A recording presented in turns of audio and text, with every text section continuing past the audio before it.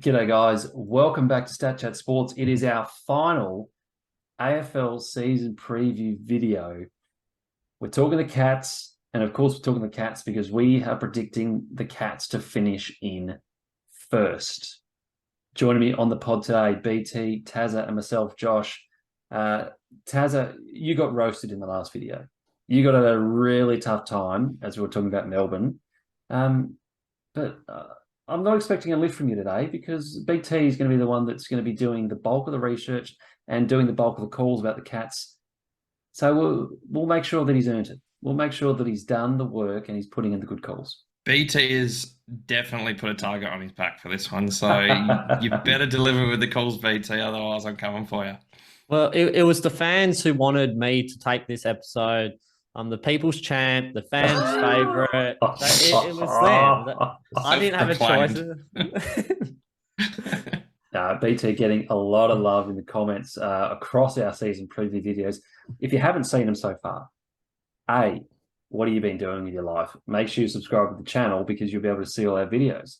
And B, go back and check some out. There's a few good videos in there, if we do say so ourselves, a couple of nice little calls.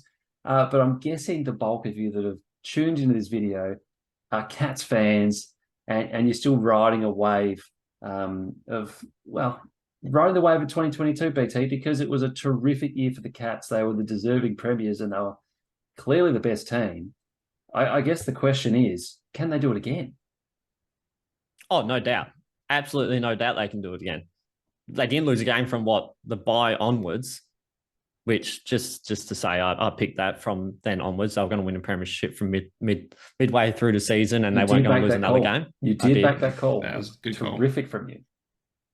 Oh, there's no doubt they can go all the way again. I'm not writing them off. We wrote them off at this time last year in our preseason reviews, and they can easily do it again. And I will not be surprised if they do. Taz, I think we got roasted. We had the Cats finishing 8th last year in our season preview. And we actually had some people coming back to that video after the grand final going, this aged well, didn't it? Look, you can make mistakes, but as long as you learn from them, and we have learned from them, we are not underestimating this team, and you'd be stupid too. I mean, it's a team. It might be old, but there is performers all around the park. So, yeah, no, they're a deserved number one. And I guess we probably saw it last year, and the general media last year, and we got suckered into this, was perceiving it was a big drop off for the Cats. They're getting old. They're the oldest list in the AFL. I think it was the oldest team to ever play in a grand final, and they absolutely smoked at BT. And I think it's probably a reason for optimism. Again, they're the most experienced team in the comp. They're the oldest team in the comp. As Tazza would like to say, the team on average is on the wrong side of 25. But I think it's probably a strength, isn't it? It's a reason for optimism about this team. Oh, definitely. And now that most of these players have that finals experience, they all know what their roles are. They don't try and do anything extra than what they don't have to do. And now they've brought in some of these young guys who are the absolute steal in the off-season. As you like to say, the rich got richer. So yeah. So let's talk about this because this is one of the best off-seasons, I think, from any club out there.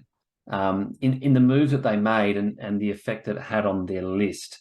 Tazza, let's go to you because there was a few very nice young signings that have the potential to slot straight into the 22. Oh yeah, we've already seen Tanner Bruin.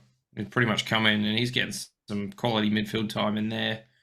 We've seen in the practice match they really want to throw. I mean, we've seen the loss of Joel Selwood obviously open a huge hole in that midfield, and one of those guys, I think Tanner Bruin could be the guy to fill it. Jack Bowes we've seen a bit of, but Ollie Henry, that was a really interesting one because I think he kicked 4 goals in their first match sim. So there's clearly a spot down there for him. Highly wrapped. I had huge raps at Collingwood, and they were loath to see him leave. They were spewing. They obviously probably didn't have a spot for him, I think, through the finals. I don't think he played during during Collingwood's finals run. But geez, yeah, Geelong were more than happy to find a spot for him in this team. I see Henry as pretty much a like-for-like replacement for Gary Rowan. So I think Rowan probably phases out towards the end of the season, and BT, we might touch on that as we get a little bit later on with our other segments. But I think it's a real nice bit of recruiting, and the pick 8 that they got as part of the Gold Coast trade. Again, one of the most unbelievable trades we've ever seen. But Jai Clark, I think he plays minutes this year as well as a ready-made replacement as an outside runner on the wing. Oh, for sure. They need to get some of these younger players in because these other players are getting older. So a Bruin, a Clark, a Bose, they're definitely going to get minutes for sure. This is one of the best off-season. It went under the radar as well. If you're not into football as much as like we are, you wouldn't really realize how well Geelong have done in the off-season. I think this is going to set them up for they're going to be there and about for the next 5 years. At least. They still at least, exactly. We're always going to be talking about Geelong up there as premiership favourites. Well, this is a team that has not really dipped, I think, in probably the last 15, 20 years. So exactly, they know how to build their list, and they actively go after ex-Geelong Falcons players, bring them home. They don't pay them as much because they are home. They know how to build a list, and they know how to make a team, and this team is ready to win a flag again. One of the other segments we like to talk about in these season preview videos is cause for concern. Now, BT, I've got written on the run sheet, there is no cause for concern with this team whatsoever. I mean, I can't see an issue with the lineup, with the list, with anything. Do you agree, or is there an issue that we're not seeing here that might pop up during the year? Nah, I completely agree. They've got the depth there all over the park. They've got role players, they've got goal kickers, they've got accumulators, they've got everything there. We've learned our lesson. We're not going to undersell this. We're not going to do anything with this Geelong team. They're going to be there. We'll see how they go. And once they eventually start to drop off, if they do, is when we'll actually speak up. But we're not doing that again. I can't see them losing any games at home or maybe any games at home. So it's pretty much puts them into the final straight up, and then they're going to win games away from home, and they're going to get in the top 4. I think it's as easy as that as a prediction. Now, Tazza, I'm going to need your help with this. So we've got 3 segments that we like to run through on our season preview videos. You copped it in a big way in our Melbourne preview 2 days ago. We need to keep BT honest. We need to keep him accountable. We're looking for some good calls from you here, BT. Nothing shit. All right, so we're going with our All-Australian. Absolutely. All-Australian chance, nothing vanilla. We're looking for a smoky All-Australian chance from this team. Nah, I'll make my own rules this time. Oh, yeah. Because the fans spoke and they wanted me to take this episode, I'm making my own rules. It's the last one. And I'm going Tyson Stengel. He's backing it up. He's going to win the Coleman. He's going to be All-Australian. He's going to win the Coleman, the first small forward. I don't know since when. I can't remember the last time a small forward won it. I wouldn't have a clue. That's up your alley, Josh. It is up my alley.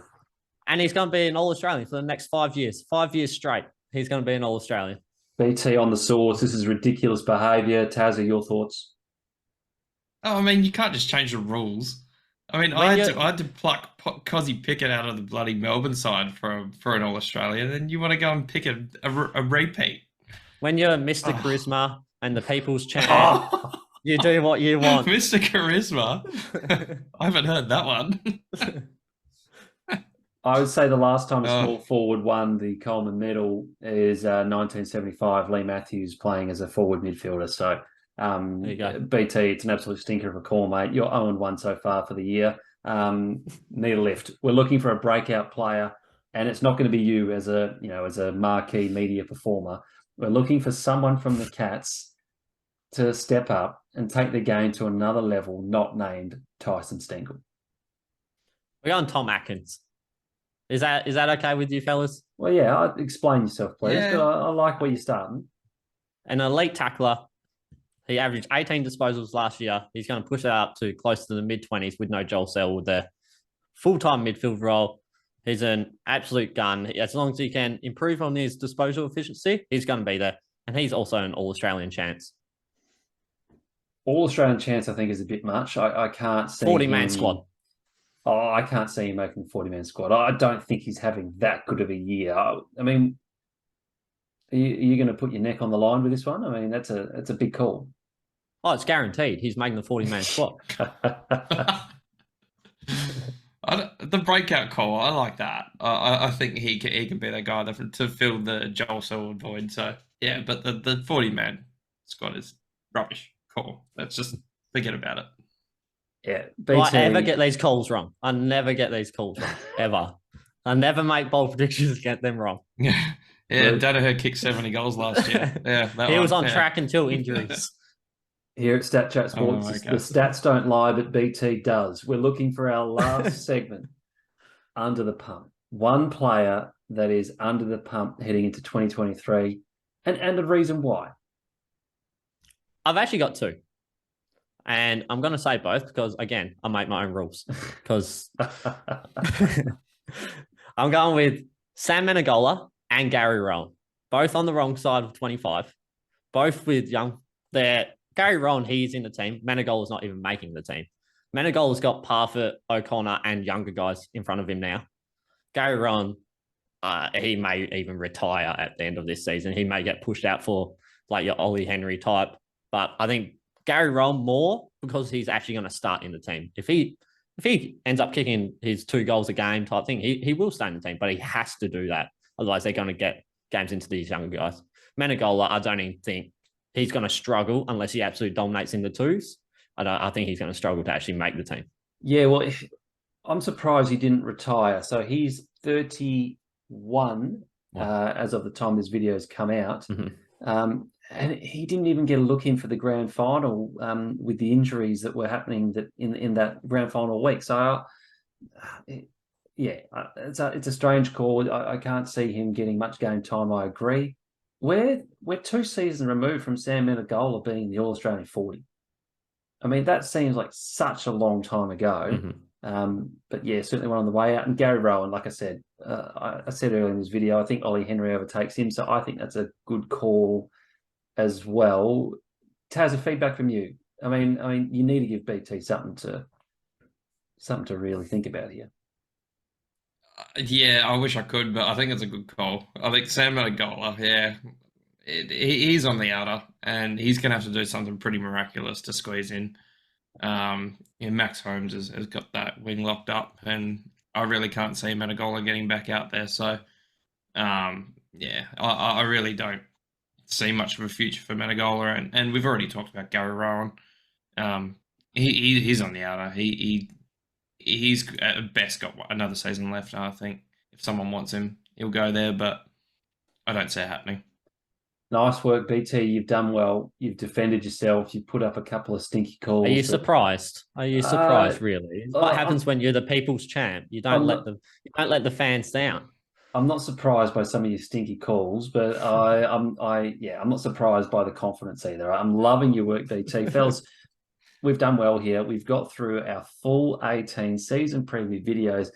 If you've watched every video, let us know in the comments below because we appreciate you and we appreciate the support that we've had, not just this pre-season, but last season as well. AFL season is upon us. You'll probably see one more video out of us before the season starts proper. And then we're getting right stuck into it. We're talking weekly videos. We're talking live streams. A little bit more info coming out about that in the next couple of videos. But live streams, we're thinking every week. So make sure you stick around for that.